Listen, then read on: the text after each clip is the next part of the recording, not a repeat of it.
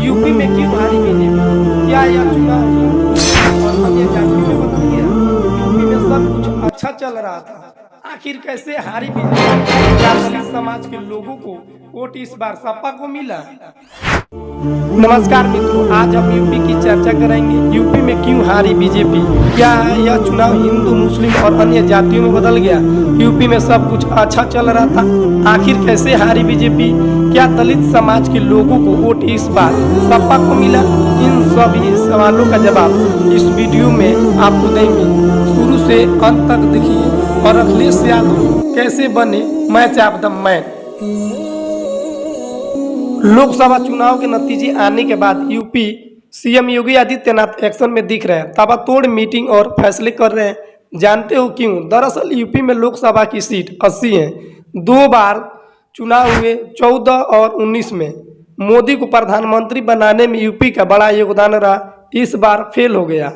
UP के पूर्व CM Akhilesh Yadav ने इस बार 37 सीटें बाजी मार ली, जबकि बीजेपी को 33 सीटों पर ही संतोष करना पड़ा। यूपी में बाबा के रहते किसी ने सोचा भी नहीं होगा कि यूपी में इतना कम सीट आएगी, क्योंकि सब कुछ ठीक चल रहा था। गुंडे, माफिया और सब लोग। मिसाल के तौर पर सपा के अखिलेश यादव का सिर्फ 5 यादव कैंडिडेट को टिकट देना, भले ही वे सभी उनके परिवार के हो, या फिर सिर्फ 5-6 मुस्लिम उम्मीदवारों को टिकट देना, इस बात का साफ इशारा है कि वे अपनी गणित बैठाकर ही मैदान में उतरे थे। यानी इंडिया ब्लॉक ने ओबीसी दलित कार्ड को जितनी बेहतरीन तरीके से खेला, उसे भाजपा ने समझने में देर कर दी। उत्तर प्रदेश सरकार के एक वरिष्ठ प्रवक्ता के नाम जाहिर न किए जाने की शर्त पर बताया, लोगों को ये बताने में लगा रहा कि अगर भाजपा सरकार में आई तो संविधान बदल दिया जाएगा, एक नए भारत का निर्माण होगा, आरक्षण खत्म कर दिया जाएगा। इसको पहले चरण के मतदान में ही पकड़ने की जरूरत थी, लेकिन हुआ उसके उल्टा। खुश थे जब इलेक्शन रिजल्ट आया तो नजरिया कुछ अलग ही दिखा।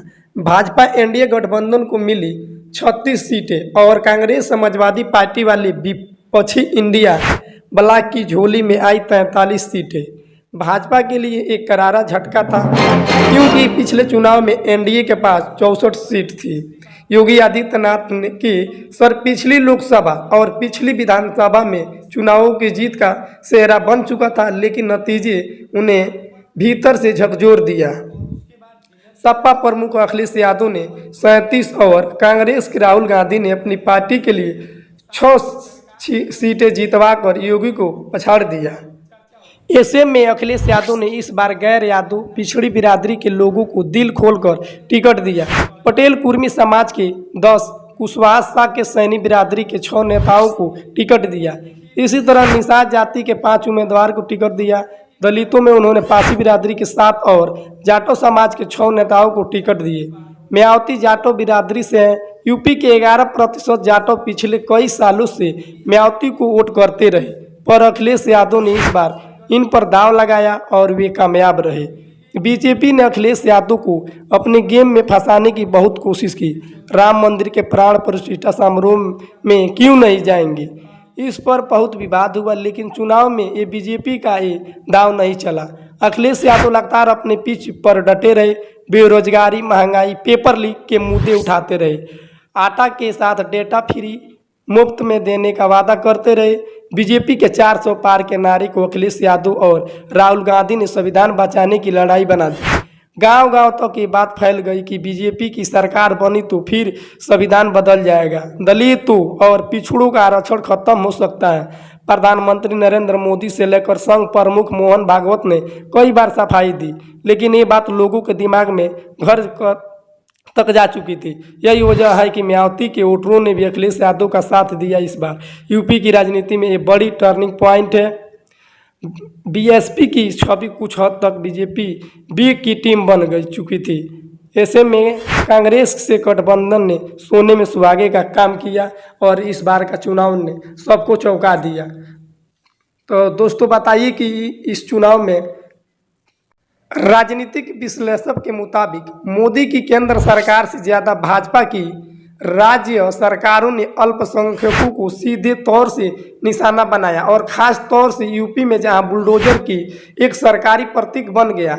नए राम मंदिर वाले प्रदेश में हिंदुत्व की राजनीति को सबसे करारा झटका लगा और जिस सपा पर भाजपा मुस्लिम परस्त होने का आरोप लगाती रही, उसी ने बहुसंख्यक हिंदू आबादी वाले प्रदेश में सपा को कहीं ज़्यादा सीट वोट मिले।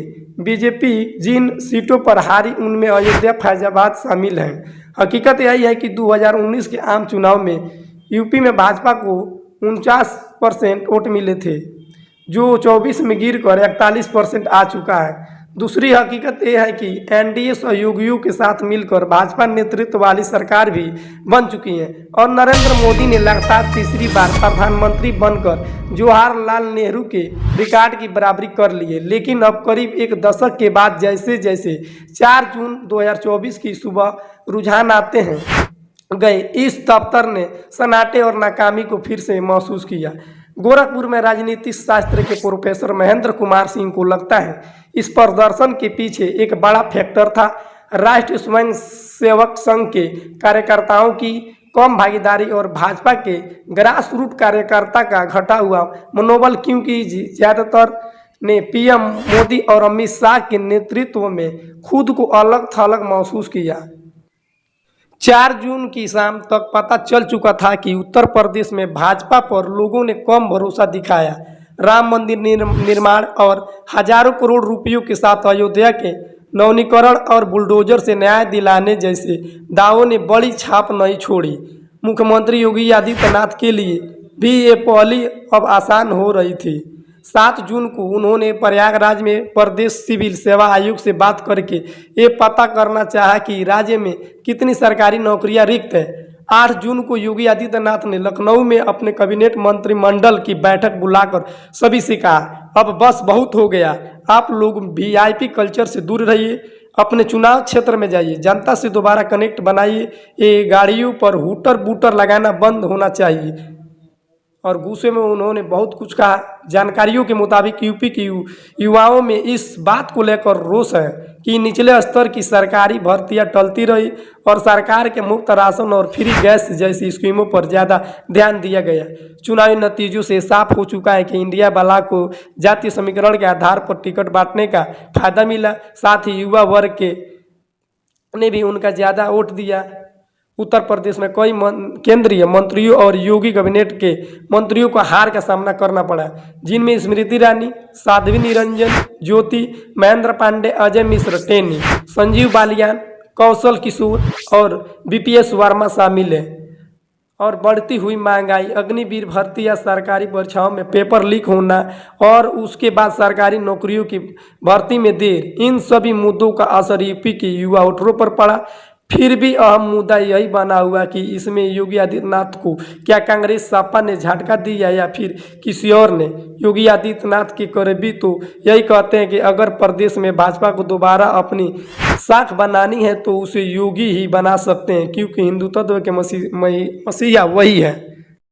मेरे चाहने वाले भाइयों और मेरे मित्रों, याद कीजिए उस दिन को, 23 मई 2024 को बिहार में एक चुनावी सभा को संबोधित करते हुए उन्होंने मंच से कहा कि मैं आप सबका धन्यवाद दूंगा कि आपने मेरे आने से पहले यहाँ बुलडोजर मंगवा लिया। ये माफिया और आतंकवादियों का सबसे उचित इलाज है। इस स्पीच के एक हफ्ते पहले ही कांग्रेस अध्यक्ष मल्लिकार्जुन खड़गे ने चुनाव आयोग से प्रधानमंत्री नरेंद्र मोदी के उस बयान पर संज्ञान लेने की गुजारिश की थी, जिसमें पीएम ने कहा था कि विपक्षी कांग्रेस और समाजवादी पार्टी को योगी आदित्यनाथ से टेंशन लेने की ज़रूरत है कि बुलडोजर कहां चलाया जाना चाहिए। साफ है कि मतदाताओं ने न्यायिक प्रक्रिया पूरी होने से पहले ही किसी के घर या ठिकाने पर बुलडोजर के जरिए बल प्रयोग की नीति को नकार दिया। टिकट वितरण में स्थानीय लीडरशिप से ज़्यादा केंद्रीय लीडरशिप का रोल दिखा, जो उल्टा साबित हुआ। इस तरह की भी अपुष्ट खबरें आती रही कि आगे चलकर भाजपा योगी को बदल सकती है, जबकि खुद योगी और पीएम भाषणों में बुलडोजर की बातें दोहरा रहे थे। स्थानीय मीडिया में आम नैरेटिव यही चलाया जा रहा था कि कड़क मुख्यमंत्री योगी आदित्यनाथ के प्रशासन से ज़्यादातर लोग खुश है, लेकिन हकीकत ये रही कि पड़ोसी राज्य मध्य प्रदेश, छत्तीसगढ़, दिल्ली, बिहार और झारखंड में बेहतरीन प्रदर्शन करने वाली भाजपा अपने गढ़ यूपी में ही सिमट गई।